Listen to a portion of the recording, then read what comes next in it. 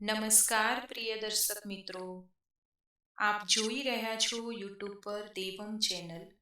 અમારી ચેનલમાં આપ સૌનું સ્વાગત છે. આજના આ વિડીયોમાં આપણે સાંભળીશું ગણેશ ચતુર્થીની કથા. જો તમે અમારી ચેનલને પહેલી જ વાર જોઈ રહ્યા છો તો ચેનલને સબસ્ક્રાઇબ કરજો, વિડીયોને લાઈક અને શેર કરજો, જેથી આવનારા તમામ વિડીયો તમને મળતા રહે. ધન્યવાદ. સર્વપ્રથમ પૂજાતા ભગવાન શ્રી ગણેશજીને કોટી કોટી વંદન.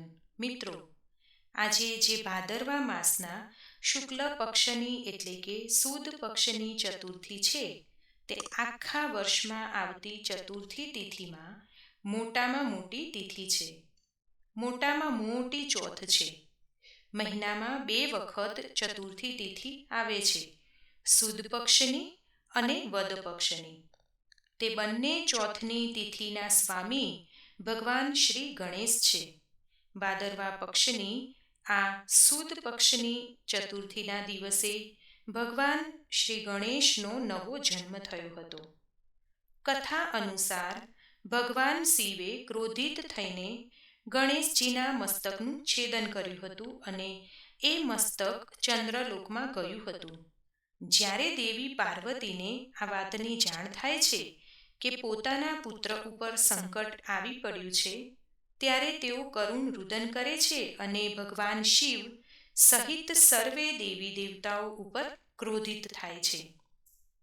ત્યારે ભગવાન મહાદેવ, કે જે મૃત્યુંજય દેવતા કહેવાય છે, તેઓએ એક હાથીનું મસ્તક લઈને ગણેશજીના મસ્તકની જગ્યાએ સ્થાપિત કરી દીધું, જેથી ગણેશજી જીવિત થયા. પુનર્જન્મ મળવાથી ભગવાન શ્રી ગણેશનો આજના દિવસે જન્મદિવસ મનાવાય છે. દેવી પાર્વતીએ ગણેશજીના રૂપને જોઈને જ્યારે શંકા વ્યક્ત કરી કે પોતાના પુત્રનું પૂજન કેવી રીતે થશે, ત્યારે ત્રિદેવ દેવતા સહિત સર્વે દેવી દેવતાઓએ ભગવાન શ્રી ગણેશને ભેટ આપી અને વરદાન પણ આપ્યા કે તેઓ પ્રથમ પૂજનીય દેવ મનાશે. સર્વપ્રથમ પૂજા ભગવાન શ્રી ગણેશની થશે, ત્યાર પછી જ બધા દેવી દેવતાની પૂજા થશે. ત્યારે દેવી પાર્વતી પ્રસન્ન થયા અને ગણેશજીને છાતી સરખા ચાંપ્યા, લાડ લડાવ્યા અને ભગવાન શ્રી ગણેશને મોદક લાડુ ખવડાવ્યા. માટે આજના દિવસે ભગવાન શ્રી ગણેશજીનું ખાસ પૂજન થાય છે. ધૂપ, દીપ, નૈવેદ્ય આદિથી પૂજા કરીને ભગવાન શ્રી ગણેશને મોદકનો ભોગ લગાવાય છે. દુર્વા ખાસ કરીને અર્પિત કરાય છે. સિંદૂરનું તિલક કરાય છે. ભગવાન શ્રી ગણેશના નામ મંત્ર જપાય છે અને પૂજા આરાધના થાય છે. જે ભક્તો ભગવાન શ્રી ગણેશનું પૂજન કરે છે, તેમની સર્વે મનોકામના પૂર્ણ થાય છે. આજના દિવસે જે ભગવાન ગણેશની સેવા પૂજા કરે છે, તેને આખા વર્ષ દરમિયાન આવતી ચતુર્થી તિથિનું ફળ પ્રાપ્ત થાય છે. એવી આ મહાચતુર્થી છે. તો મિત્રો, હવે આપણે સાંભળીશું વિનાયક ચતુર્થી કે ગણેશ ચતુર્થીની કથા. શ્રી ગજાનન ગણપતિ દાદાની જય. ઓમ ગમ ગણપતય નમો નમઃ. શ્રી સિદ્ધિ વિનાયક નમો નમઃ. અષ્ટવિનાયક નમો નમઃ. ગણપતિ બાપ્પા મોરિયા. શ્રી ગણેશ ચતુર્થીની વ્રતકથા. ભાદરવા માસની અજવાળી ચોથે ગણેશજી રિદ્ધિ સિદ્ધિ સહિત કૈલાસ જઈ રહ્યા હતા. આકાશ માર્ગે જતા દુંદાળા દેવનું મુખ જોઈને ચંદ્રદેવ હસવા લાગ્યા.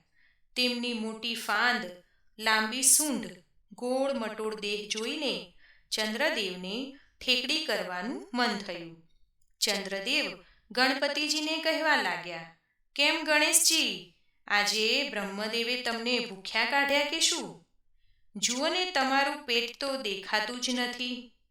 છતાં ગણેશજી કાંઈ જ ન બોલ્યા.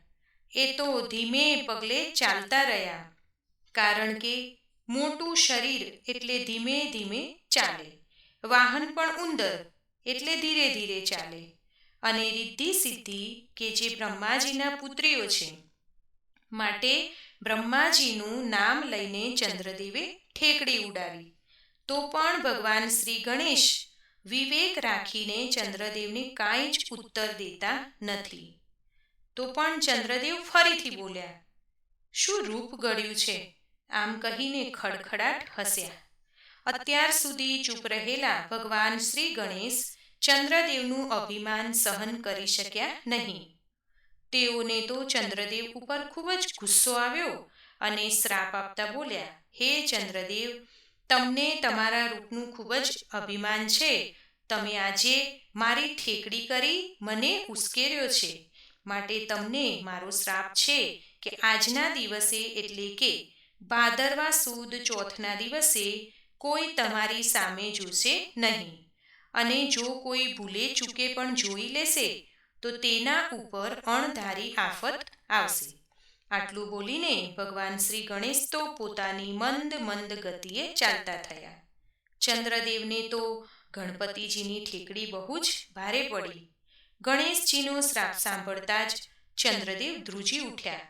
તેમને પોતાની ભૂલ સમજાઈ ગઈ. શ્રાપની જાણ થતાં ત્રિલોકમાં હાહાકાર મચી ગયો.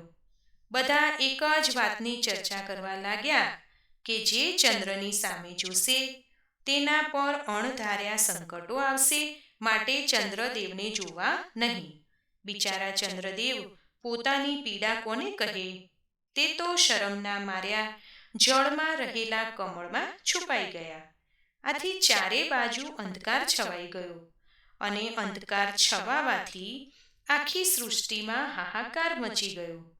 દેવો, ગાંધર્વો અને ઋષિઓની ચિંતા થવા લાગી કે હવે 12 માસ અંધારી રાત કેવી રીતે સહન થશે.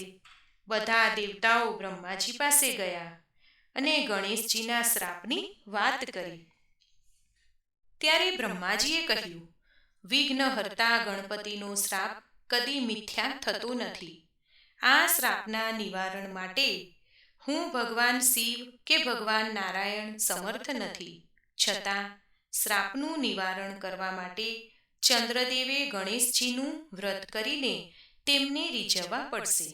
ગણપતિજીનું આ વ્રત ભાદરવા સુદ ચતુર્થીને દિવસે કરવાનું હોય છે. ગણેશજીની કોઈ ધાતુની અથવા માટીની મૂર્તિ બનાવીને તેની સ્થાપના કરવાની. વિધિસર ભગવાન શ્રી ગણેશનું પૂજન કરવું. ધૂપ, દીપ, નૈવેદ્ય, લાડુ આદિથી અને 14ના દિવસે ભગવાન શ્રી ગણેશની મૂર્તિ વાજતે ગાજતે નદીએ લઈ જઈને જળમાં પધરાવવી. આ દિવસે બ્રાહ્મણને જમાડીને યથાશક્તિ દાન દક્ષિણા આપવી. આ વ્રત જો ભક્તિપૂર્વક કરવામાં આવે તો ગણપતિજી અવશ્ય પ્રસન્ન થશે અને ચંદ્રને શ્રાપમાંથી મુક્તિ મળશે. દેવતાઓએ આ સંદેશો ચંદ્રદેવને પહોંચાડ્યો. ભાદરવો મહિનો આવ્યો. ચંદ્રદેવે ગણેશ ચોથનું વ્રત શરૂ કર્યું. ગણેશજીની વિધિવત પૂજન કરી અને પ્રાર્થના કરી કે હે ગણપતિ દાદા, હું જાણે અજાણે તમારા દોષમાં આવ્યો છું. હવે મને ખૂબ જ પસ્તાવો થાય છે. હે સર્વપ્રથમ પૂજનીય એવા દયાળુ દેવ, મારી ઉપર દયા કરો, મને ક્ષમા કરો. આપના શાપમાંથી મને મુક્ત કરો. ગણેશજી તો ચંદ્રદેવની ભક્તિથી ખૂબ જ પ્રસન્ન થયા. તેઓ ચંદ્રદેવને દર્શન આપતા બોલ્યા, હે ચંદ્રદેવ, તમને આખરે તમારી ભૂલ સમજાઈ ગઈ, તેથી મને ઘણો આનંદ થયો છે. અને ગણેશજી બોલ્યા કે જે કોઈ ભાદરવા સુદ બીજના ચંદ્રમાના દર્શન કરીને પછી જ ભાદરવા સુદ ચતુર્થીના ચંદ્રનું દર્શન કરશે તો તેને કોઈ જાતનું સંકટ નડશે નહીં. પરંતુ જે કોઈ ભક્તો ગણેશ ચતુર્થીનું વ્રત કરશે તેની ઉપર મારી કૃપા ઉતરશે. હે ગણપતિ દાદા, તમે જેવા ચંદ્રદેવને ફળ્યા તેવા તમારું વ્રત કરનાર, કથા કહેનાર, વાંચનાર, સાંભળનાર સર્વેને ફળજો. સૌને સુખ, શાંતિ તથા સમૃદ્ધિ આપજો. બોલો ગણપતિ બાપ્પાની જય. તો મિત્રો, આપણે સાંભળ્યું ભગવાન શ્રી ગણેશજીની ચતુર્થીની કથા, પૂજન, વિધિ અને મહિમા. મને સાંભળવા બદલ આપ સૌનો આભાર. સર્વેને મારા જય શ્રી કૃષ્ણ.